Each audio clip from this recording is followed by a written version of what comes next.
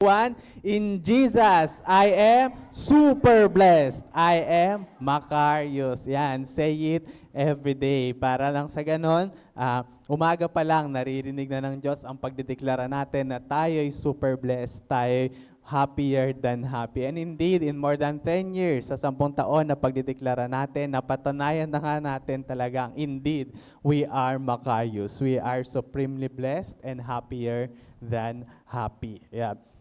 So let us begin. Again, ang pag-aaralan po natin ngayon is entitled The Disciples' Endurance, Running the Marathon of Faith. Yan. And before tayo mag-start, kwento muna ulit tayo tungkol sa marathon. Ito po ay nangyari noong 1968. Tagal na panahon na. 1968 Olympic Marathon sa Mexico City. Yan. Next po, yan. So, mahigit 1 oras na po ang makalipas after makatawid ng gold medalist. After makatawid ng gold medalist sa finish line, na-award na po yung mga medal. Nagsiuwian na rin po yung karamihan sa mga nanonood. Pero marami pa rin natira doon sa stadium. Then, sa di kalayuan, maririnig mo yung mga sirena ng polis. Wang-wang, di ba? Sabi nila, uy, baka may parada. Di ba? May ganun pa ba ngayon? Dati ng mga bata kami, excited kami pag nakakarinig kami ng wang-wang kasi akala namin may parada. Di ba? Yan. Pero yung sirena po na yon is yung gamit po yon yung mga marshal's car, di ba? Kapag merong marathon, merong mga marshals, merong mga yung mga nagbabantay para sa kaayusan ng kung ano mang event ang ginagawa.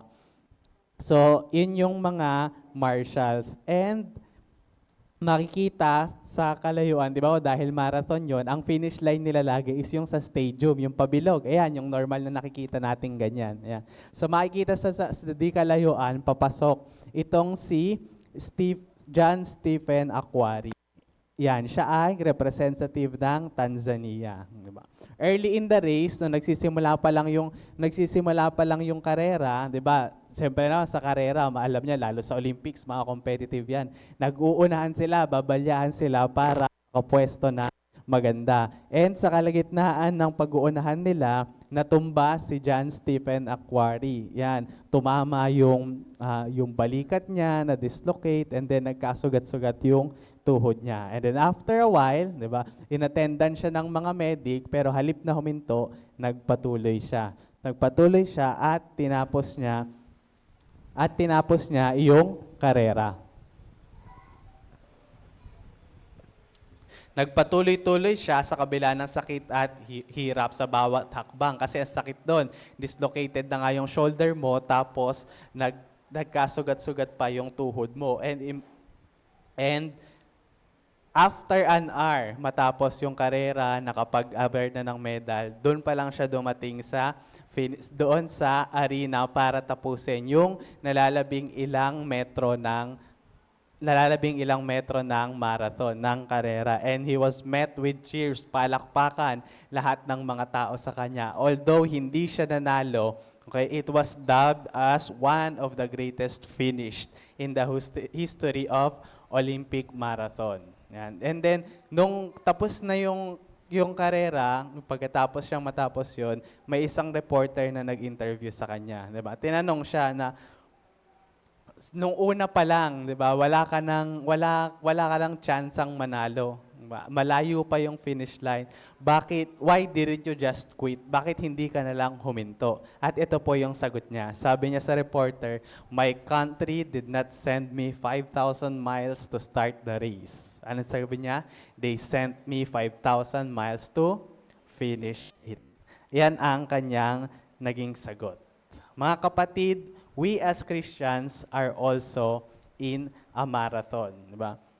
Sino po dito yung mga nakasali na sa fun run? Meron po ba? Sino dito yung mga natuloy yung planong mag-jogging? Kasi puro plano lang naman. Sino dito yung mga natuloy na yung planong mag-jogging? Gano'ng kalayo yung na-jogging natin? Diba?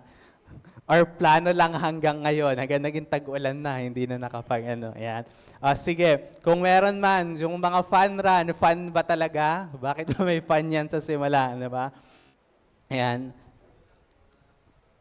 Tapos, Pero pwedeng fun naman talaga, 'di ba? Sa una, fun talaga, takbuhan, harutan. Pero habang tumatagal, parang nasa na yung fun, parang puro na lang run, hindi pa ba matatapos? Hindi pa ba hindi pa ba mauubos yung kalsadang tinatakbo ko? Nasa na ba yung finish line? Yan. Mga kapatid, yan yung mga usual na category ng fun run. Yan. Next po, meron tayong 3K, 5K, and 10K. Yung K po na ito is kilometers. Hindi po ito yung 5K na pahiram muna tapos babalik ko na lang sa katapusan. 10 kilometers po ito, 5 kilometers. Yung iba, sinasama yung mga bata sa mga 3 kilometers fun run. Yan. Pero ang isang marathon po, mga kapatid, yan, base sa ating pinag-aralan, ang marathon po is 42 kilometers. Or to be exact, ayan, 42.195 kilometers. So kung iisipin po natin kung gaano kalayo yon, roughly mula dito hanggang sa May Kawayan exit. Ganon po kalayo ang isang marathon. Yan. So kung tatakbo ka ng ganong kalayo, fun ba? Masaya ba? Ayan. Marahil hindi, marahil yung iba, oo. Pero depende kung ano ang katatayuan mo. Kasi kung ikaw ay isang atleta na nagpe-prepare talaga for a marathon, syempre masaya. Lalo na pag natawid mo yung finish lines, diba? So, sa una, yan, siguro masaya, lalo na pag marami tayong kasama, di ba? Nagkaya yan, sali tayo sa, fun run na lang, 10K. Sali tayo sa fun run, di ba? At sali tayo sa fun run, tayo lahat, di ba? Sa una, siguro fun, lalo na talaga kung sama-sama kayo, magkakasama, nagtatakbuhan, pero paano pag tumagal na? No? Pag naging malubak na yung daan, o kaya nag-uulan, maputik, madulas, or pag nawala na yung iba mong kasama, or napag-iwanan ka na, okay? Nung una, nakikita mo pa sila sa harapan mo, sige, habol ako, hanggang sa nawala na, nakikita mo na lang, puro kalsada na lang. Masaya pa kaya kapag kaganon? Di ba? Paano pagka ganon? Mga kapatid, mahihalin tulad natin ang ating buhay as Christian sa isang marathon. Mahaba. Hindi lang to 42 kilometers, kundi taon. Taon ang bibilangin natin. Pero syempre, dadaan tayo sa iba't ibang punto ng journey natin. May ups, may downs. Syempre, may masaya, meron din namang malungkot, di ba? Merong sagana, merong sakto lang. Merong hirap, merong ginhawa. Syempre, may tawa, may luha, at marami pang iba. Di ba? Pero sa kabila ng lahat ng iyon, may isang importanteng tanong na kailangan nating sagutin.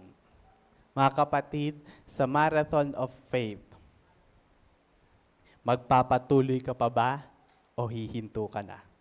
Ano pong sagot natin? Amen. Praise God. Magpapatuloy tayo. Good for you kung sinagot mo, magpapatuloy ka pa. Diba? Pero kung ang sinagot mo ay hinto na, mga kapatid, makinig tayong mabuti. Nang sa ganon ay matuto tayo, mapaalalahanan tayo ng mga salita ng Diyos kung bakit or kung paano tayo magpapatuloy kahit gusto na nating huminto sa takbuhin ng ating pananampalataya. Yan. Pero mga kapatid, kagaya ni John Stephen Aquari, hindi po tayo narito, hindi tayo tinawag para magsimula lang. Ya? Maglingkod tayo ng the best. Sa unang taon natin as Christians, unang 2 taon, yan, nakadalawang anniversary na, pwede na, hinto na. Hindi po ganon. Tinawag po tayo para ibigay ang the best natin mula umpisa hanggang sa tayo ikunin na ni Lord. Amen? Amen. Tinawag tayo para magkaroon ng magandang simula, magpatuloy-tuloy, ipunin ang momentum at gawin yung unstoppable momentum. Kaya keep moving and do what you do best. Yeah. God called us to finish the marathon of faith. Yeah. Kaya naman today, pag-aaralan natin, 3 lang po na mabilis. How to finish the marathon of faith. Siyempre, unang-una na dyan is build your endurance. Sabihin nga po natin, endurance. And endurance or yung tatag. Diba? Since we are running a marathon, kailangan din nating i-prepare or i-train yung sarili natin. Kasi yung pagtakbo ng marathon, akala mo simple lang, di ba? Step 1, you run. Step 2, parang wala nang step 2 kasi running and running and running lang naman, di ba? Pero hindi. Marami pong preparations na kailangan para makatakbo ka ng isang marathon o kahit iklian natin ng isang 10-kilometer run o kahit babawan pa natin, maraming preparasyon para matuloy yung plano natin na mag-jogging tuwing umaga. Di ba? Anong kailangan? Kailangan una, i-prepare ang sarili, gigising ng maaga. Kasi pag hindi nakagising ng maaga, yung jogging natin, bukas na ulit. Di ba? Okay, so maraming preparation, hindi lang tayo basta-basta tatakbo. Hindi lang tayo dapat makontento na basta ligtas na tayo, okay na ako. Ako na lang, Lord, I believe pupunta na ako sa langit. Kontento na ako, dito na ako. Hindi dapat ganoon. Dapat, 'di ba, katulad nung mga nauna nating lesson, 'di ba, kapag may nakuha kang napakagandang balita, excited kang i-share dapat. Amen? Amen. Kaya naman nung natanggap mo yung napakagandang mabuting balita ng kaligtasan, dapat i-share din natin sa ating mga mahal sa buhay. Amen? Amen. Yeah. So it requires dedication, commitment, siyempre, disiplina rin, and perseverance. Ang pagkakatawag po sa atin ay hindi lang for a quick sprint, hindi lang tatakbo mula dito sa church hanggang doon sa kanto para bumili ng Coke at bumalik na ulit. Hindi, malayo po ang ating takbuhin. Ang pagkakatawag sa atin ay for a lifelong marathon kung saan kailangan natin ng spiritual stamina. At madedevelop natin ito through the testing of our faith. At kapag nababanggit ang testing of our faith, anong verse po yung naririnig natin madalas? Ito po, James 1 chapter 1 verses 2 to 4 sa New Living Translations po. Sabayan niyo nga po ako, Dear brothers and sisters, when troubles of any kind come your way, consider it an opportunity for what? For great joy. For you know that when your faith is tested, your endurance has a chance to grow. So, let it grow. From when your endurance is fully developed, ano daw mangyayari? You will be perfect and complete, needing nothing. Sino po dito ang may problemang pinagdaraanan? Amen. Yung iba, sige, palitan natin yung tanong para ma-comply na at para makasagot lahat. Sino dito yung walang problemang pinagdaraanan? Very good. Walang nagtaas ng kamay. Yan. So lahat po tayo mayroong pinagdaraanan na problema. Amen? Amen. Yan. Gaya ng lagi nating sinasabi, hindi naman porket Kristiyano ka na, exempted ka na. Amen? 'Di ba? Meron po ba ditong napangakuan na, sige, sama ka sa church, pag naging Christian ka, pag tinanggap mo si Lord bilang Panginoon at tagapagligtas, wala ka ng problema dito sa lupa. Meron po ba nagpangako? Wala naman, okay? Kasi baka pagka yun ang paniwala mo, baka na-scam ka, ha? Dito sa lupa, mayroon tayong ma-encounter na problema. Yan. In fact, sinasabi nga, wala namang nagsabi sa atin, di ba? In fact, we are guaranteed nga na in this world, there will be troubles, there will be persecutions. We are guaranteed. Yan. Meron po ba dito nung mga naging Christian na, nawalan na rin ng problema? Wala naman, di ba? Sabi ko, parang lalo pa nga atang dumami yung problema ko eh. Nadagdagan pa nga ng isa. Di ba? Nadagdagan pa ng isa kung a-attend ba ako kapag umuulan o hindi. Dati naman, hindi ko pinoproblema yun eh. Di ba? So, well, kidding aside, maraming problema. Marami talaga. Problems are part of life, di ba? Pero anong nangyayari? Ano yung nangyari nung naging Kristiyano tayo? Meron tayong naging kaibahan sa dating tayo. Meron tayong assurance, panatag tayo. Bakit? Gaya nga ng sinabi kanina ng ating kapatid, si Sister Chrislyn, di ba? Hindi tinatanggal ng Diyos ang problema mo, kundi sinasamahan ka niya. Amen? Amen, di ba? May Diyos kasi tayong kasama na napagtagumpayan na lahat ng bagay sa mundong ito. Amen? Amen. So kung napagtagumpayan na niya lahat ng bagay sa mundong ito at kasama natin siya dito, so ano pa ang hindi natin kayang mapagtagumpayan? Amen? We are more than conquerors. Bakit? Hindi dahil sa galang sa atin, kundi dahil kay Kristo na nasa sa atin. Amen? Amen. So mga kapatid, when troubles of any kind come your way, magalak po tayo. Bakit? Aside sa palagi nating sinasabi na, di ba, would you agree with me na yung mga problema na yan ay pinapahintulutan lang ng Diyos para sa atin? Amen. And sino po ang nagbibigay ng problema? Hindi po ang Diyos. Amen. Pinahihintulutan niya. Amen. Pinahihintulutan niya kasi alam niya na kaya mo. Sabi nga, 'di ba? Hindi niya hahayaan na subukin tayo beyond our faith. Ayan. So, would you agree with me na kaya madaming binabato sa iyo si Satan kasi alam niyang marami ka ring gagawin para sa kaharian ng Diyos? Amen. Lagi nating sinasabi, hindi ka na pakikialaman ng kaaway kung wala ka namang ginagawa para sa kaharian ng Diyos. 'Di ba? Hindi pag-aaksayahan ng magnanakaw na pasukin ang bahay na alam niyang wala naman siyang makukuha. Amen? Amen. Kaya magalak tayo kapag sinusubok tayo. Bakit? Kasi alam natin na mayroon tayong ginagawa para sa kaharian ng Diyos. Amen? Amen. So your endurance has a chance to grow, and when your endurance is fully developed, you will be perfect, complete, and needing nothing. So next, chapter 5 verses 3 to 4. Yan. Isa pang paalala sa atin na magalak. Romans chapter 5 verses 3 to 4, we can rejoice too. Ayan, mag-ialak daw tayo when we run into problems and trials. For we know that they help us develop endurance. And endurance develops strength of character. And the character strengthens our confident hope of salvation. Yan. This verse is another reminder for us to rejoice tuwing nakaka-encounter tayo ng trials sa ating buhay. Amen?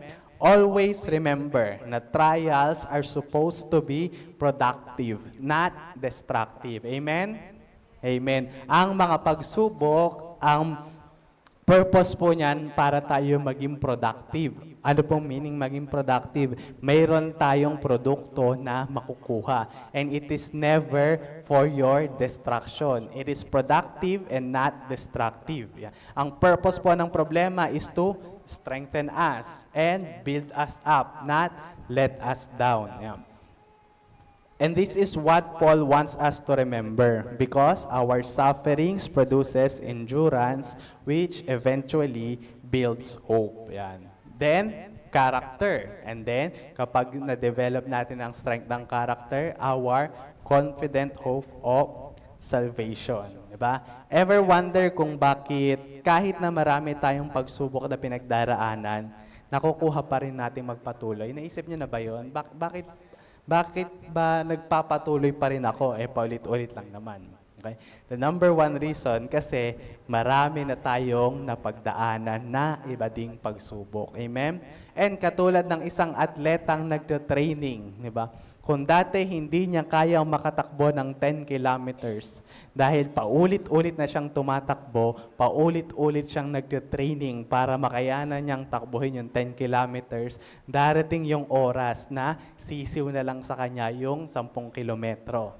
Ayan. Mag-i-increase na yan. Gagawin na niyang 20K, half a marathon, and then hanggang sa makatakbo siya ng full marathon. Ganon din po tayo. Diba? May mga pagsubok tayo na sobrang big deal sa atin, 'di ba? Yung pinagdaraanan natin sobrang bigat, sobrang hirap, no?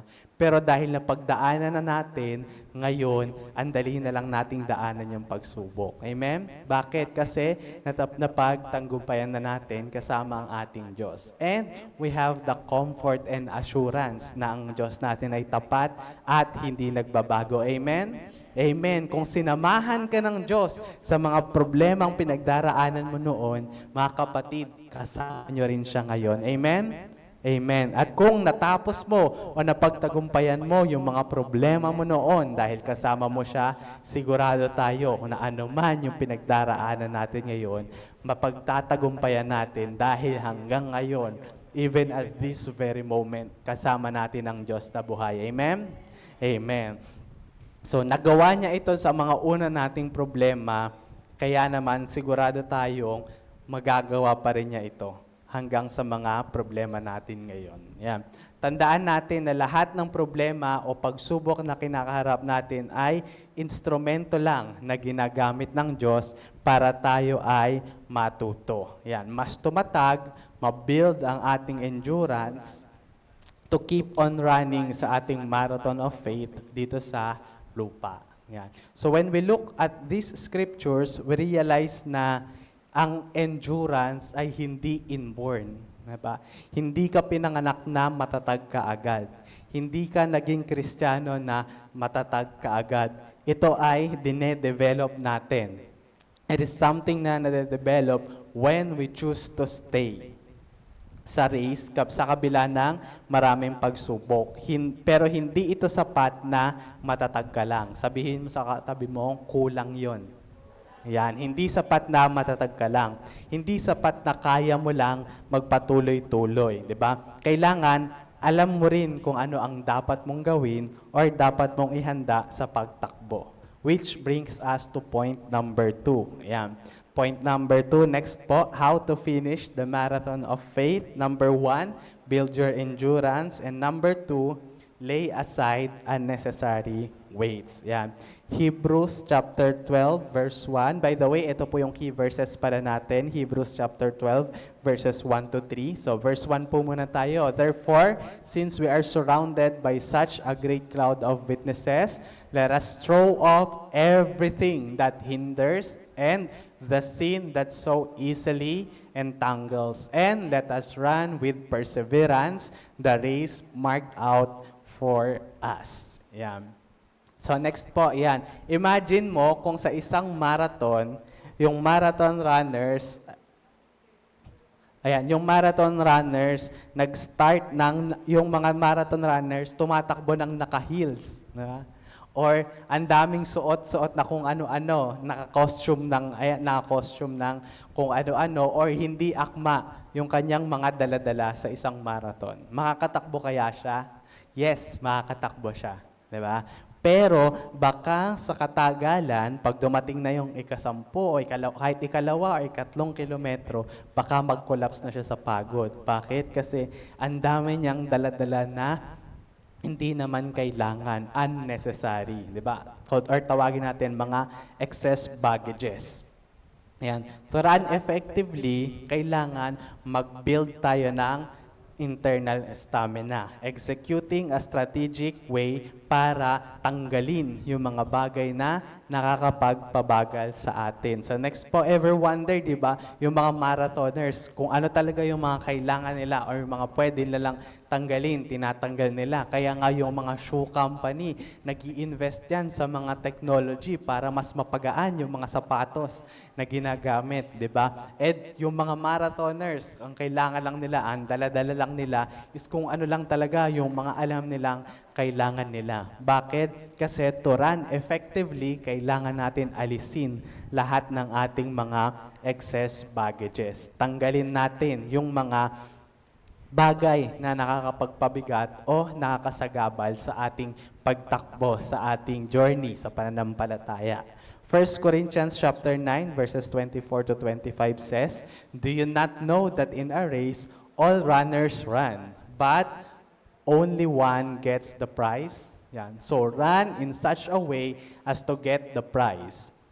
Everyone who competes in the game is going to a strict training. They do it to get a crown that will not last. But, ano ba yung sa atin?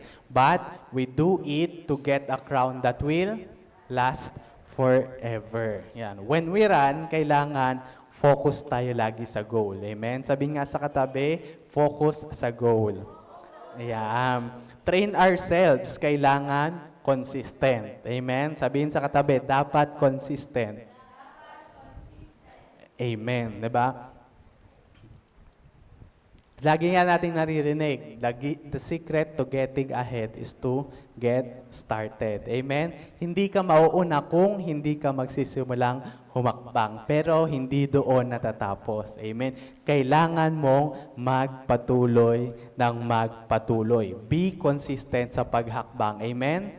Amen. Bakit? Kasi ang ganda nga ng simula mo, nakatakbo ka, nauna ka sa first 100 meters. Pagkatapos nun, huminto ka na.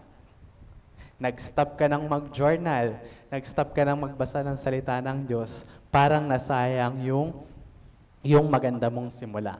Amen? Kaya kailangan consistent tayo. Amen? Again, sabihin sa katabi, be consistent.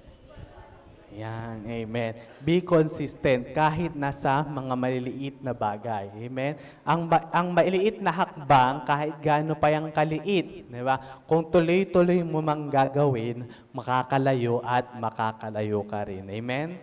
Amen. And it builds the discipline or disiplina kasi kapag na-build na yung disiplina mo, kaya mong magpatuloy ng magpatuloy. Hindi katulad ng one big step pahinga, di ba? After ilang taon, tsaka ulit nagkaroon ng progress, another one big step. Pero kung meron tayong one small step every day, sigurado naman, mas malayo yung mararating natin kung mayroon tayong consistent improvement from day one, kahit na gaano kaliit, kahit 1% improvement, kaysa naman ginawa natin to sa susunod na taon at sa mga susunod pa. Amen? Amen. At dahil spiritual ang battle, dapat ang ating training ay spiritual din. Amen? Amen, 'di ba? Kasi hindi mo kayang labanan ang spiritual na laban kung ang iyong physical lang ang iyong tinetrain, ang iyong pinapalakas, 'di ba?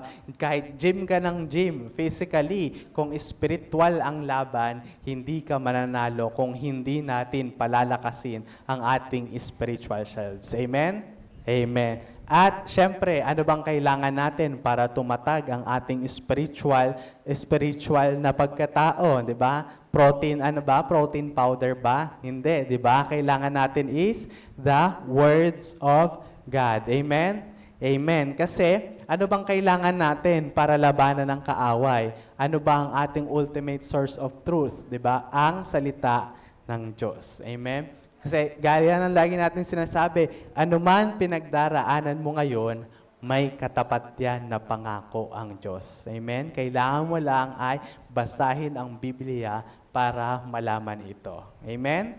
Amen. May sakit ka, alam mo bang sabi ng Diyos, magaling ka na? Amen. Diba? Feeling mo nagkukulang ka, alam mo bang sinabi ng Diyos na mayaman ka na? Amen. Feeling mo, talunan ka. Alam mo bang sinabi ng Diyos na victorious and more than conquerors ka na? Amen, di ba? Ano mang doubts na nasa iyo, nasa sarili mo, makukure yan ng salita ng Diyos. Amen? At ang salita ng Diyos, hindi lang yan mga basta salitang nakasulat sa libro. Okay? Ito ay salita ng Diyos. It is alive and active. Amen? Ang salita ng Diyos ay buhay. Bakit? At ang nagsabi nito ay ang Diyos natin na tapat. Diyos na hindi nagbabago. Amen? Kaya kapag sinabi ng Diyos, kapag narinig mo, makakaasa tayo na gagawin niya ito. Amen? Amen. After all, next, ang premyo natin, hindi lang basta medalya. Diba? Sa mga marathon, pag natapos mo, pag finishers ka, may nakukuha kang medalya. Ano yung premyo na nakukuha natin kapag napagtagumpayan natin ang ating buhay dito? Yan. Next po, ang corona. Mayroon tayong corona. Yan. And mayroon pa yung kasama na well done, my good and faithful servant. Amen? Amen. So, yan. Mag-look forward tayo diyan sa corona na yan. Kaya huwag tayong huminto. Yan. Ephesians chapter 4 verse 22 says, the old self must be cast off like useless clothing. This requires... you were taught with regard to your former way of life to put off your old self, which is being corrupted by its deceitful desires, to be made new in the attitude of your minds, and to put on the new self, created to be like God into true righteousness and holiness. Yan. As we continue to evaluate yourselves, kapag sinabi po nating mga excess baggage o yung mga pabigat, hindi lang po ito yung mga kasalanan natin. Kasi number one na pumapasok sa isip natin, ano ba yung numero ulong nagpapabigat sa mga takbuhin natin sa ating journey of faith? Yung mga kasalanan, di ba? Pero when we talk of the spiritual baggages, hindi lang yon yung mga kasalanan. Okay? Maaring ito rin yung ating mga bad na habits na ginagawa natin. Although, hindi naman siya masama, pero naaapektuhan yung ating journey at sa paglago sa ating pananampalataya. Halimbawa na lang, yung mga habits natin na mas madalas tayong mag-cellphone. Yan, di ba? Minsan, kaka-cellphone natin, dumadaan na yung oras, nawawala na tayong time mag-devotion. Amen? So, masama bang mag-cellphone? Hindi naman, di ba? Pero kapag ito ay nakakahadlang na or nakakaabala na sa ating spiritual life, baka kailangan na nating bawasan lang baka mamaya sabihin nyo, inaaway ko kayo, binabawalan ko kayo mag-cellphone. Kailangan nating bawasan. Or yet, unahin kasi natin ang ating devotion. Unahin natin ang oras sa ating Diyos. Amen? Amen. Wag naman yung, lagi natin sinasabi, wag naman yung available or yung natirang oras lang. Kundi, make time for God. Amen? Amen. Yan. So yung mga bagay na yon, yung mga maliliit na bagay na akala natin harmless naman, pero meron na palang malaking epekto sa paglago na sana natin sa ating pananampalataya. Amen? Halimbawa pa, yung pagdudwell natin sa ating mga problema na ipinag-pray natin. Amen? Diba? Sabi nga, kapag pinag-pray natin, wag na tayong mag-worry.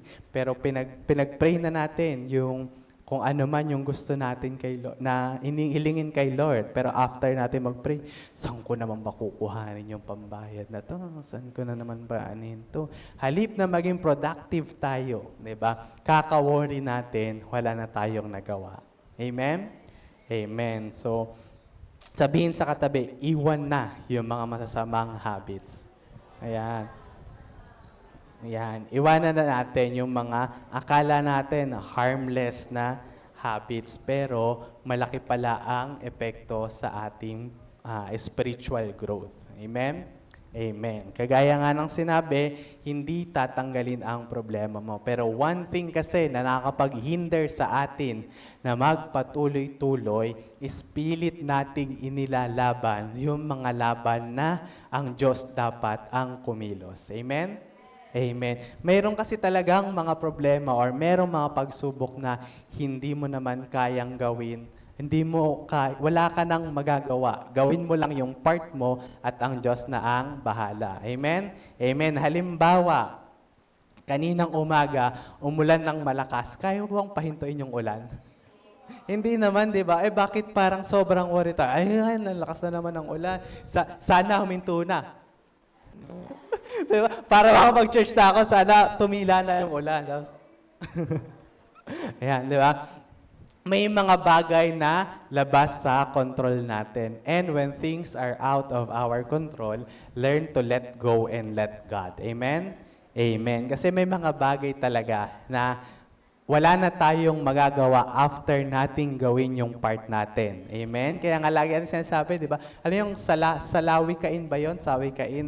Hindi na ako familiar sa term na yun. Yung nasa Diyos ang awa, nasa tao ang gawa. Di ba? Hindi naman pwedeng puro sa Diyos na lang. Again, let us do our part. Amen? Diba? Hindi naman pwedeng, Lord, ikaw na bahala dyan, upo na lang ako dito, yung prayers ko, hindi. Amen?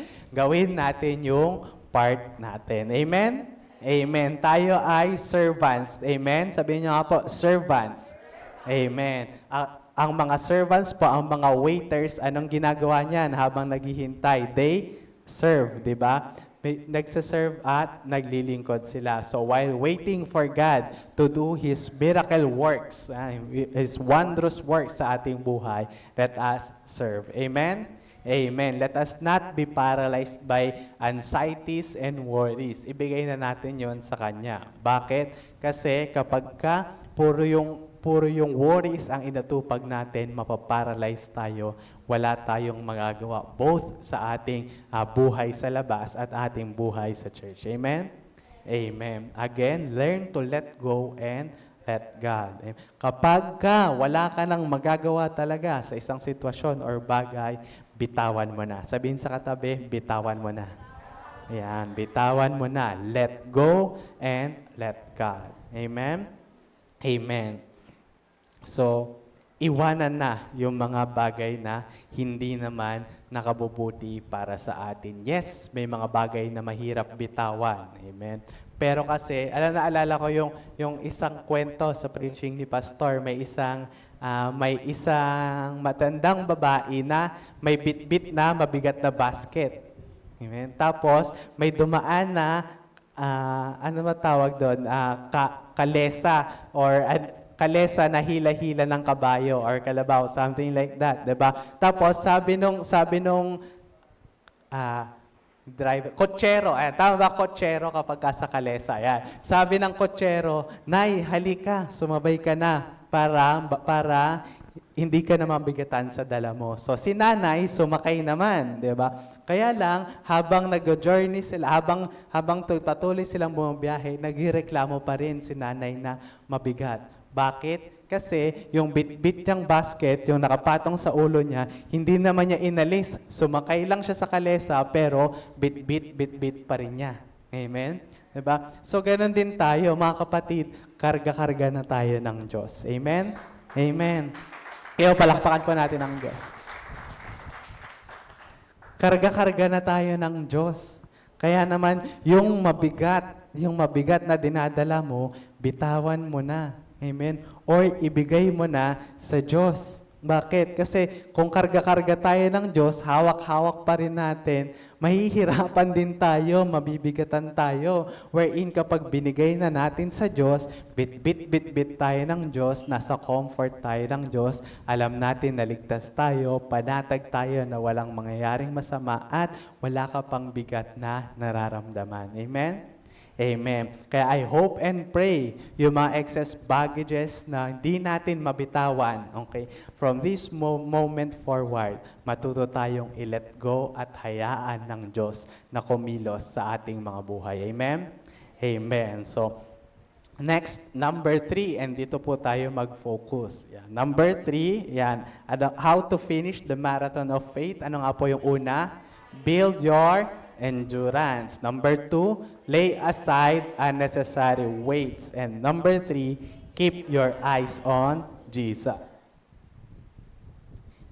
Hebrews chapter 12, verse 2 says, fixing our eyes on Jesus, the pioneer and perfecter of faith. For the joy set before him, he endured the cross, scorning its shame, and sat down at the right hand of the throne of God. So, sa pagtakbo natin sa ating marathon of faith, ito ang pinaka-importante natin gawin. Fix our eyes onto Jesus. Kay Jesus tayo tumingin. Amen? Amen. So, marahil may endurance ka nga. Amen? Marahil nabitawan mo nga yung mga mabibigat natin na dala-dala. Okay? Pero that's just half of the battle. Kasi, madali kang makakatakbo. Okay? Pero hindi mo naman alam kung saan ka dadaan or paikot-ikot ka lang, mapapagod ka. Mahihinto at mahihinto ka rin. Kaya kailangan alam natin kung saan tayo dapat titingin. Eye on the prize. Tingin lang kay Jesus. Amen? Once na maalis na natin yung mga distractions, we must anchor our gaze intently on the only source of the true direction, inspiration, and the power to continue. The power to go on, the power to move forward. Walang iba kundi ang ating Panginoong Jesus, si Jesus. Amen? Amen. Huwag tayong sa tao tumingin. Amen? Sabihin sa katabi, huwag sa tao tumingin. Amen. Bakit? Number one, puro na lang number one yung sinasabi ko. Puro pinakaunang pumipigil. O sige, tama natin. Isa pa sa mga pumipigil sa atin para magpatuloy-tuloy ay yung pagtingin natin sa ibang tao. Bakit? Lagi tayong nagkukumpara. Di ba? Number one, Lord, bakit si ano? Di ba? Lord, bakit si ano? Tapos manunumbat pa. Lord, naglilingkod naman ako. Lord, di naman ako uma-absent. Lord, bakit si ano ganito, ganyan? Bakit naman ako, Lord? Bakit ako ganito? Kakareklamo natin, alam nyo, madalas na-overlook natin yung mga bagay na ibinibigay na sa atin ni Lord. Amen? Kakareklamo natin. Amen? Dati nagpe-pray ka na, Lord, ayoko na nung ganito, yung kung saan-saan iniisip, saan ko ba kukunin? Saan ko ba kukunin yung kakainin namin? Diba? Tapos, ngayon, ninanaklamo mo na, Lord, wala akong mabiling merienda, nag-uulan. Diba? Lord, ano ba yung gustong-gusto ko nito? Bibili ako pero out of stock. Diba? Kakareklamo mo, hindi mo napansin, ang layo mo na pala. Dati, pinoproblema mo kung saan mo kukunin yung hapunan. Diba? Ngayon, pinoproblema mo na, saan ba ako makakapag-check out ng magandang wok para masarap-sarap naman yung maluluto ko? Diba? Ngayon, pinoproblema mo ba, bukas kaya yung tindahan ng Ilocos Empanada doon sa kanto? Diba? Ang layo mo na, pero kakareklamo mo, kakatingin mo sa iba, kakatingin mo sa ibang tao, nawawala ka sa focus, nawawala sa paningin mo, na-overlook mo yung mga biyayang pinagkakaloob sa atin ng Diyos. Amen? Amen. Bakit? Kasi doon lang tayo nakatingin sa kanila. Diba? Actually, mga kapatid, and honestly, hindi lang yan sa mga magandang bagay natin kinukumpara. Minsan, ginagawa din nating dahilan yung pagtingin natin sa mga taong nasa paligid sa atin para ma-justify yung mga gusto nating gawin. Yeah. Lord, si ano naman absent naman Absent na lang din muna ako, okay lang naman siguro. Yeah. Lord, si ano naman hindi naman siya sumasama sa Bible study. Hindi muna ako sasama sa Bible study. Okay. Mali. Sabihin sa katabi, mali. Amen. Again, huwag titigin sa tao, tumingin kay Kristo. Amen? Sige pa, palakpakan natin ang Panginoon. Amen. Tingin tayo kay Kristo, the author and perfecter of our faith. Again, huwag sa tao tumingin. Amen? Hindi lang sa tao. Okay? Hindi lang huwag sa tao. Huwag din sa circumstansya. Amen? Isa pang nakakahadlang. Lord, nag-uulan naman kasi. Umuulan naman. Absent muna ako, Lord. Next week na lang kapag hindi umuulan. Kaya kapag mahina, ang lakas-lakas kasi, Lord, ng ulan Hindi muna ako attend. Next week na lang. Nakatingin tayo sa circumstansya. Again, tumingin tayo kay Jesus. Amen? Hindi naman si pastor yung mawawalan kapag wala ka dito. Hindi naman si brother ang mawawalan kapag wala ka dito. Hindi si sister ang mawawalan kapag wala ka dito. Ikaw, kapatid. Amen? At ang numero unong malungkot, si Kristo, si Jesus. Bakit? Kasi wala yung anak nakadate ko ngayong linggo. Hindi ako sinipot ng anak nakadate ko. Sabi niya, nung buong linggo magkasama kami through prayers niya, binigay ko lahat. Pero pagdating ng linggo, nasaan na? Nawala na. Yeah. So again, wag tayong sa circumstansya tumingin. Amen? Kasi karamihan sa atin, kapag maputik na ang daanan, hindi na nagpapatuloy. Amen? Kapag mabato na ang daanan, hindi na nagpapatuloy. Kapag paakyat na ang takbuhin, hindi na nagpapatuloy. Again, tumingin tayo kay Jesus, wag sa circumstansya. Bakit? Again, ang ating Panginoong Hesus ay tapat at hindi nagbabago. Amen? Kung dati naitawid ka niya sa maputik sa mabato, amen? Kaya ka rin niyang itawid hanggang ngayon sa maputik at mabatong daanan. Amen? Amen. Magpatuloy lang tayo. Again, hindi sa tao, kay Kristo. Amen? Hindi sa kung ano-ano mang nangyayari sa paligid, mag-focus tayo kay Kristo. Amen? Amen. One famous example, nung lumakad si Pedro sa tubig, di ba? Naglakad siya, sabi, Lord, sama ako. Naglakad siya, nakatingin siya kay Jesus. Pero na-distract siya ng mga alon, di ba? Ng mga alon, ng mga problema sa buhay. Kaya ano nangyari? Unti-unti siyang lumubog. Di ba? Sabi, Lord, help me. At si Kristo nandoon, physically, kinuha niya si Pedro. Amen? And that gives us two important things to look at. Number one, kapag tayo ay nalulunod sa problema, nandyan ang Diyos personally hahanguin ka sa problema. Amen? Amen. Kasi makapangyarihan ang Panginoon natin. Amen? Amen. Pwede bang palutangin na lang niya si Pedro? Pwede naman, di ba? Or pwede niyang palutangin na lang si Pedro, di ba? O, lutang ka na. Yeah, okay ka na. O, balik ka na doon. O kaya, ina na lang niya. Kumbaga, pinalutang niya, tapos, oo nga, pwede rin, di ba? Iangat siya ng isda, or ng mga dolphins. Whee! Ganon. Papunta sa barko, pabalik doon sa bangka nila, di ba? Pwede naman. Pero anong ginawa ng ating Panginoon? Personal siyang kinuha, inabot, inaahon sa mga problema. Amen? Amen. Ganon din. Kung ginawa niya yung kay Pedro, gagawin din niya yon sa iyo. Amen? Sige po, palakpakan natin ang Diyos. At pangalawang bagay na pwede nating makuha doon, kung si Pedro, inalis niya yung tingin niya kay Kristo, si Jesus, hindi niya inalis yung tingin niya kay Pedro. Amen? Amen. Kasi kung lumubog si Pedro, tapos kung saan nakatingin pala si Kristo sa barko, naku, nasa na si Pedro, nagulat siya, ganun. Hindi, di ba? Kasi nakafocus siya sa iyo, nakatingin siya sa iyo. Bakit? Kasi mahal na mahal ka ng ating Panginoong Jesus. Amen? Sige po, palakpakan po natin ang Diyos. Amen. Mahal na mahal ka ng ating Panginoong Jesus at hindi niya hahayaan na ikaw ay malubog sa problema, malunod sa kahit na anumang pinagdaraanan mo. Amen? Amen. So, focus tayo kay Kristo. Amen. Focus on what lies ahead. Si Kristo lagi lang nandyan. Nasa harapan natin, paving the way. Hinahanda niya ang daan para sa iyo. Amen? Kaya focus tayo sa harapan, huwag sa likuran. Amen? Amen.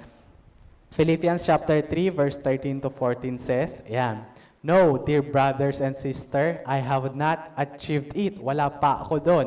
But, sabi ni Pablo, I focus on this one thing. Ano daw yon? Forgetting the past and looking forward to what lies ahead. I press on to reach the end of the race and receive the heavenly prize for which God, through Christ Jesus, is calling us. So, true runners completely forget the past. Okay? Bakit? Kasi kapag nag-dwell ka sa past, kapag nag-dwell ka sa mga maliit na kamalian mo, diba, mahahati ang focus mo. Halip na nakafocus ka kay Kristo, nahahati yung focus mo. Iniisip mo kung ano ba yung dapat na ginawa natin, diba?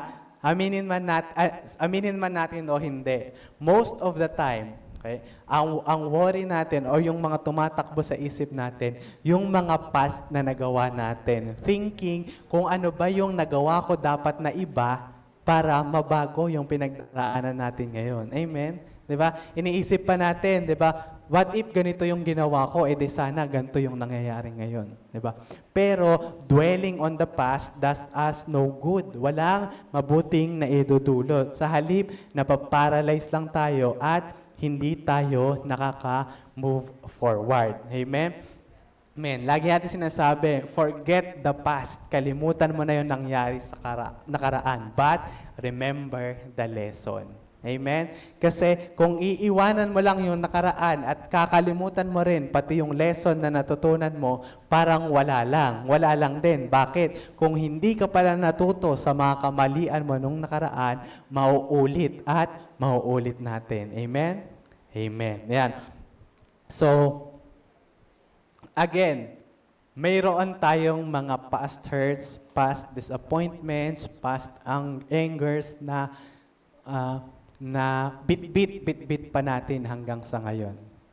Amen? Meron talaga tayong mga ganyan. Hindi tayo pantay-pantay ng emotional toughness, ng emotional strength, 'di ba? Maaaring maliit na bagay sa iba pero sa iyo sobrang big deal. Amen? Meron tayong past hurts, worries, and anxieties. Pero mga kapatid, tandaan nyo, hindi na ikaw yung dating ikaw na yon. Amen? Isa ka ng bagong nilalang. Amen? Amen. And time will come, 'di ba? And baka kasi iniisip natin, 'di ba? Healing our inner child, 'di ba? Iniisip natin na baka yung sarili natin, we're beating ourselves sa mga bagay na ginagawa natin. Pero when time comes, na makausap mo yung ating sarili, yung batang ikaw, baka sabihin or ikaw, actually vice versa, ikaw, yung ikaw ngayon, tapos kung kakausapin mo yung dating ikaw, di ba? Isa lang naman masasabi mo, di ba? Proud ako sa iyo sa mga ginagawa mo ngayon. Dahil nandito na ako ngayon. Dahil hindi ka sumuko, nandito na ako ngayon. Amen? Amen. And vice versa. Okay? Baka naman may matutunan ka sa dating ikaw. Di ba? Baka sabihin sa'yo ng batang ikaw, hindi ba mas madali kung bibitawan mo na yan? Amen? Hindi ba mas madali kung bibitawan mo na yung past hurts, yung past disappointments, yung past angers natin na dinadala? Diba? Baka mas mabilis kang makausad, baka mas malayo ang marating mo once na mabitawan mo na ito. Amen? Amen. So, again, iwanan ang nakaraan. Okay? Forget the past, but remember the lesson. Amen? Amen. Isaiah 40:31 says, "But those who trust in the Lord will find new strength. They will soar high on wings like eagles. They will run and not grow weary. They will walk and not faint." Yan. So ipagkatiwala mo na sa Diyos. Again, let go and let God. Amen? So next po, ayan. Ano man ang worries or anxieties na pinagdaraanan mo, okay? Ano man yang mga gumugulo o bumabagabag sa iyo, di ba? Iluhod mo lang. Amen? Ang pagluhod sa isang Kristiyano ay hindi tanda ng pagsuko sa laban. Di ba? Ito ay simula ng ating pagkapanalo sa laban. Amen? Bakit? Kasi kapag tayo'y lumuhod, tayo'y nanalangin, ipinagkakatiwala na natin sa Diyos anuman ang ating laban, anuman ang ating pinagdaraanan. At kapag ito'y pinagkatiwala na natin sa Diyos, sigurado tayo, tapos na ang laban, sigurado tayo, mapagtatagumpayan na natin to. Amen? Amen. So let go and let God. Amen? Anuman yung pinagdaraanan natin, anuman yung kabigatan, alisin na natin, ibigay na natin sa ating Panginoon. After all, sinabi niya, cast all your anxieties to me, for He cares. Diba? Nag-care sa atin ang ating Panginoong Diyos. Kaya ibigay natin lahat ng kaya nating ibigay sa Kanya. Pero syempre, hindi naman puro problema ang binibigay natin sa ating Diyos. Amen? Amen. Bibigyan din natin siya ng pagpupuri, pagsamba, pasasalamat, paglilingkod. Amen? Amen. Sige po, palakpakan natin ang Diyos. Amen. Yan. Baka kasi puro problema na lang yung inaabot natin, di ba? Bigyan din natin siya, ibalik din natin ayan, sa Kanya ang ating pinakamataas na papuri, pasasalamat, pagsamba, at paglilingkod. Amen? Amen. So, our ultimate focus must remain na nakalak kay Jesus. Amen. After all, kasi looking unto Jesus provides the necessary physical and spiritual strength and renewing na nagpa-prevent sa atin para mag-collapse, para mapagod. Again, pag kay Kristo tayo nakatingin, kakayanin nating magpatuloy-tuloy. Yan. Waiting on God physically restores our strength. Di ba? Ever wonder, kahit pagod ka maghapon, pagod ka buong linggo, pero pag dumating ang Sunday, pag nandito ka, kapag ka nakikinig ka ng salita ng Diyos, kapag nagpupuri ka simula sa praise and worship, habang nakikinig ka ng mga lessons ng salita ng Diyos, nabubura lahat ng mga worries mo. Amen? Amen. Ganyan ka-powerful ang ating pagpapahinga sa presensya ng ating Diyos na buhay. Amen? Amen. Kaya sabihin sa katabi, huwag kang mawawala every Sunday. Sama ka na rin every Wednesday. Ayan. Sama ka na rin every Wednesday. Ayan. Yan. Our time with God should be the most important times of our lives. Amen? Amen. 2 Timothy chapter 2 verses 7 to 8 says, yan, ito ang ating legacy. Napakasarap banggit na nito sa ating mga kapatid, sa ating mga future generations ng mananamba kapag dumating yung time na ikaw yung leader dumating na yun dulo ng ating buhay sa ating paglilingkod sa Diyos. I have fought the good fight. I have finished the race. I have kept the faith. Yan. Now there is in store for me the crown of righteousness which the Lord, the righteous judge, will award to me on that day. And not only to me, hindi lang sa akin, but also to all who have longed for His appearing. Sabihin mo, pag dumating yung panahon na nararamdaman mo na yung tawag ni Lord, na uuwi ka na sa langit, na sasabihin mo sa mga care members mo, sa mga leaders na kasama mo, okay na ako. I have fought the good fight. I have finished the race. I have kept the faith. At masaya akong uuwi sa piling ng Diyos kasi mayroon akong crown of righteousness nakahanda sa akin. Pero magpatuloy lang kayo kasi ang koronang yan hindi lang nakahanda para sa akin, nakahanda din yan para sa iyo. Amen? Amen. So tandaan natin, patuloy lang nating ilaban. Patuloy lang tayong tumakbo sa ating marathon of faith, sa ating marathon sa pananampalataya natin. Okay?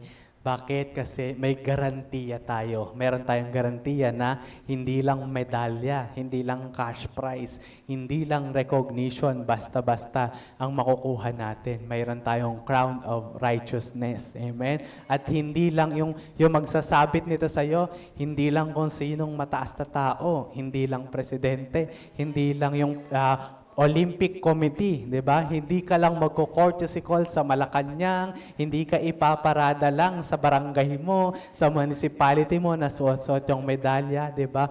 Ang ating Panginoong Hesus mismo, mapuputong sa'yo ng corona. Amen? Amen. Wag ka, meron pa. Well done, my good and faithful servant.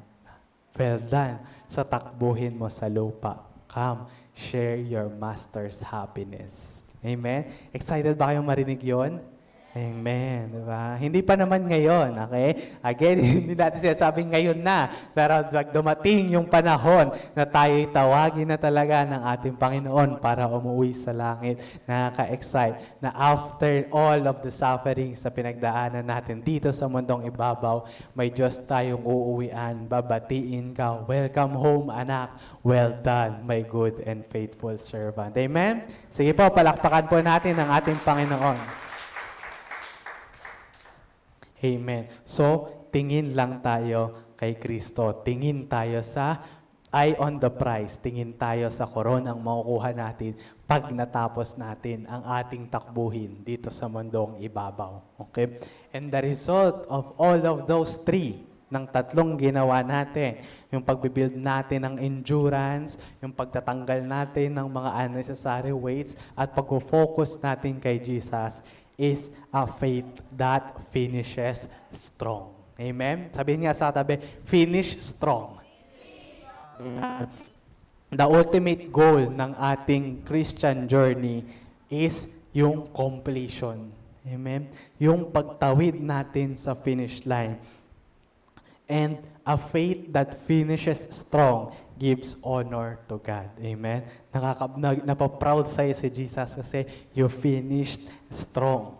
Tinapos mo ang iyong takbuhin dito sa lupa. Amen? 1 Peter chapter 1 verses 6 to 7 says, yan, sandali lang naman tayo dito sa lupa. Amen? So, be truly God, there is wonderful joy ahead. Tingin tayo ahead, even though you must endure many trials for a little while. Ang buhay natin sa mundo, saglit lang yan, kumpara sa eternity na ilalagi natin sa langit. Amen? Next po, verse 7, these trials will show that your faith is genuine, tunay. It is being tested as fire tests and purifies gold. Although your faith is far more precious than mere gold. Ginto lang yan. Mas importante, mas mahalaga ang pananampalataya mo. So when your faith remains strong through many trials, it will bring you much praise and glory and honor on the day when Jesus Christ is revealed to the world. Yan. Bakit? Kasi si Jesus Christ mismo magsasabi sa iyo, well done. Nagtiis ka. Diba?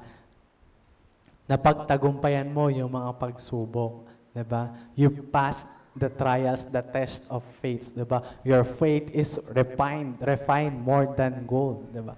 Pinagpatuloy ka. Nagpatuloy-tuloy ka. Well done, my good and faithful servant. Yeah.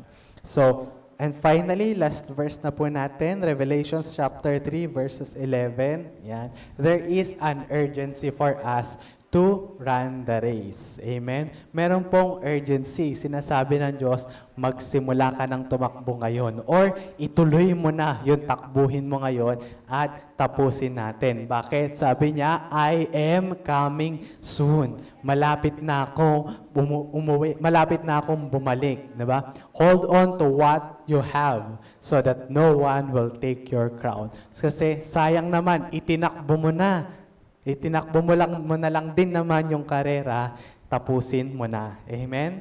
Amen. Again, our reward is eternal. Next po, meron tayong crown of righteousness and, meron tayong tapik sa balikat. Well done, my good and faithful servant. Amen?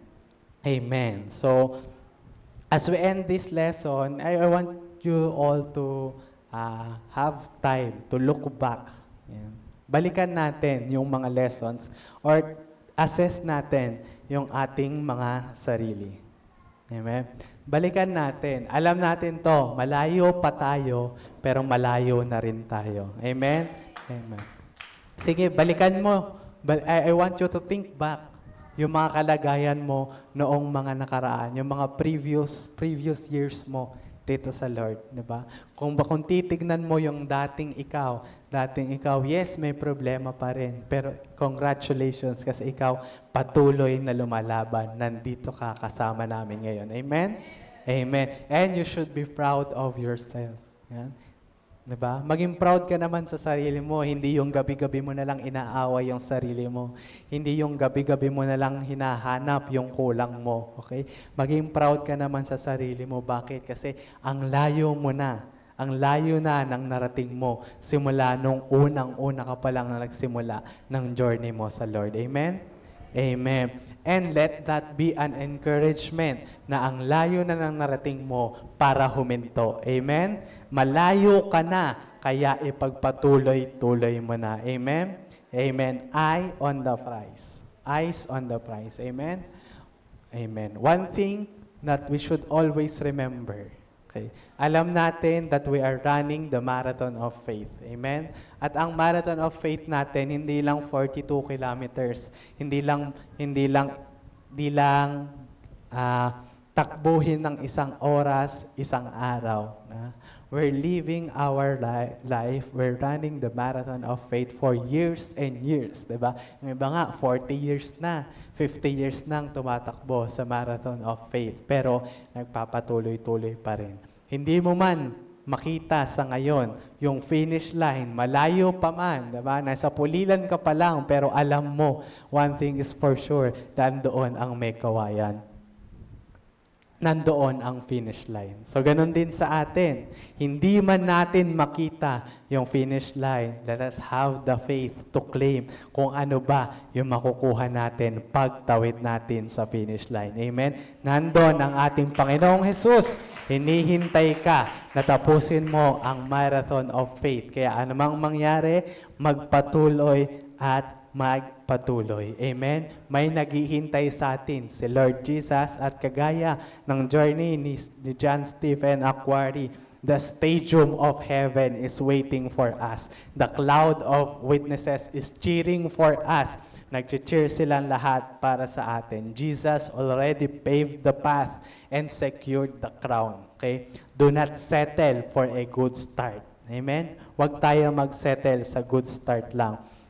Tayong lahat as a congregation, let us refuse to quit and declare today that we will start strong and finish stronger. Amen? Amen. So ano po ang ating Macarius Challenge? Macarius Challenge po natin is keep our eyes on Jesus. Start strong and finish stronger. Amen?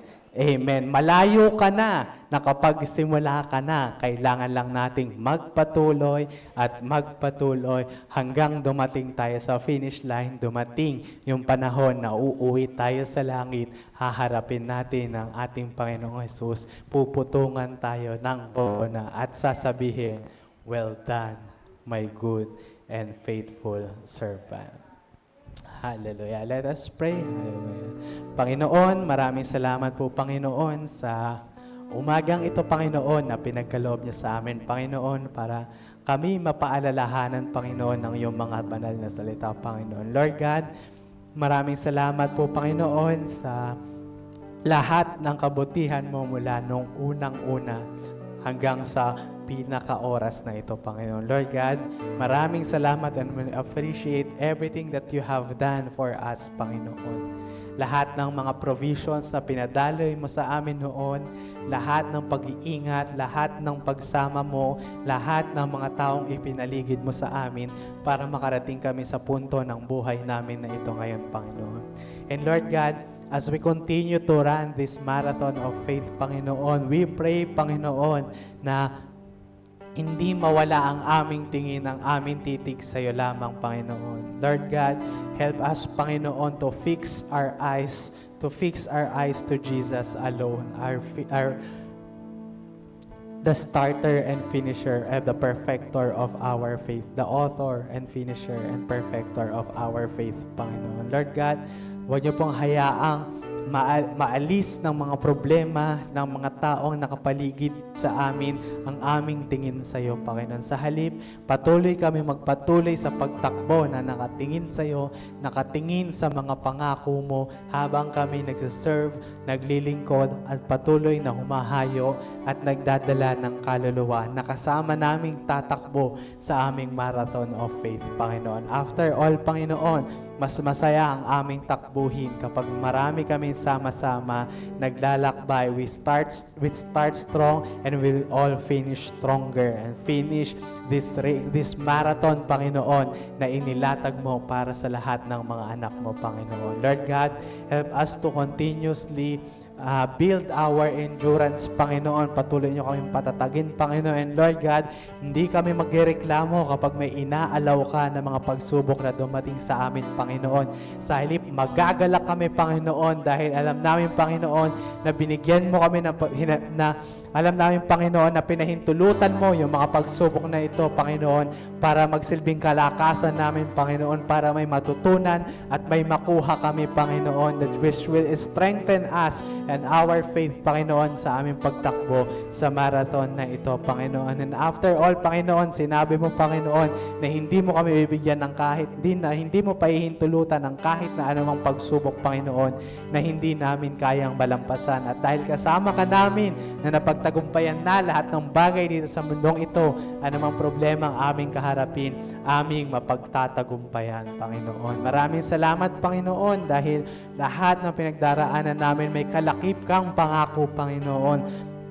May kagalingan sa aming mga kasakitan, Panginoon. May kayamanan sa gitna ng aming pagkukulang, Panginoon. May katagumpayan sa gitna ng aming mga laban, Panginoon. At marami pang pangako, Panginoon. May magandang plano sa sa kabila ng aming uncertainties, Panginoon. Nandiyan ka na nag-care sa kabila ng aming mga anxieties, Panginoon. At nandiyan ka, Panginoon, hindi inaalis ang titig sa amin habang kami tumatakbo sa marathon na ito, Panginoon. Lord God, we pray, Panginoon, na matututunan namin, Panginoon, na i-let go yung mga bagay na nagpapabigat sa amin, Panginoon, yung mga bagay na hindi nakatutulong, Panginoon, para kami makatakbo ng maayos, Panginoon. Yung mga bagay na nakakapag-slow down sa amin, Panginoon, sa aming takbuhin, Panginoon, sa marathon of faith, Panginoon. And Lord God, help us na hindi mawala ang tingin sa iyo at sa koronang naghihintay sa amin pagkatapos namin sa takbuhin ito, Panginoon. Lord God, this morning, Panginoon, kasama ng aming mga kapatid, Panginoon, we continuously pray, Panginoon, na patuloy niyo po kaming buhatin, patuloy niyo kaming akayin, Panginoon, patuloy niyo iparamdam sa amin ang presensya mo, Panginoon, sa aming araw-araw na pagtakbo sa aming marathon of faith, Panginoon. And Lord God, narito kami, Panginoon, aking mga kapatid, Panginoon, sama-sama, nagsimula na, Panginoon. We started strong, Panginoon. We're building a momentum, Panginoon, and we're turning it into an unstoppable momentum, Panginoon, sa aming pagtakbo. Nang sa ganun, Panginoon, at the end of our days, Panginoon, we will finish stronger and we can humbly say sa iyong paanan, Panginoon, that we have fought the fight, we have run the race, and we have kept the faith. At hinihintay namin, Panginoon, ang iyong matamis na congratulations, ang iyong mga salita na maririnig namin kung paano nakita mo, Panginoon, kung paano kaming lumaban sa mundong ito, Panginoon. Maramdaman namin ang iyong kasiyahan, makasama ka namin sa iyong kagalakan, Panginoon, dahil kaming mga anak mo ay napagtagumpayan, natapos ang marathon of faith na inihanda mo, na ibinigay mo sa amin dito sa mundong ibabaw, Panginoon. And we will long to hear, Panginoon, the words that will come from your mouth, the well done, my good and faithful servant, Panginoon. Maraming salamat po, Panginoon, and as we continue to run this marathon, Panginoon, narito ang aming mga kapatid, Panginoon. We declare, Panginoon, the whole congregation with conviction na nasimulan namin ng strong and we will finish stronger, Panginoon. Maraming salamat, Panginoon. Sa iyo po namin binabalik ang pinakamataas na papuri, pasasalamat at pagsamba. In Jesus' name we pray, and everybody will say, Amen and Amen. Again, ano po ulit ang ating Macarius Challenge? Keep our eyes on Jesus. Start strong and finish stronger. Isa pa po yung malakas. Keep our eyes on Jesus. Start strong, finish stronger. Amen. Stay super blessed in Christ. We are Macarius. To God be the glory.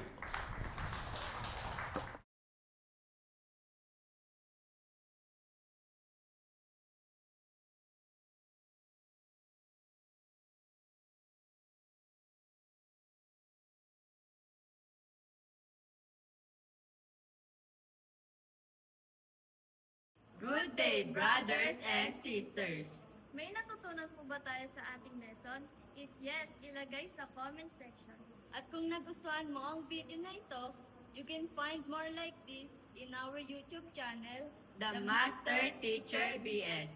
You can like, share, and subscribe. See you on our next videos. Stay super blessed and stay Macarius. Bye!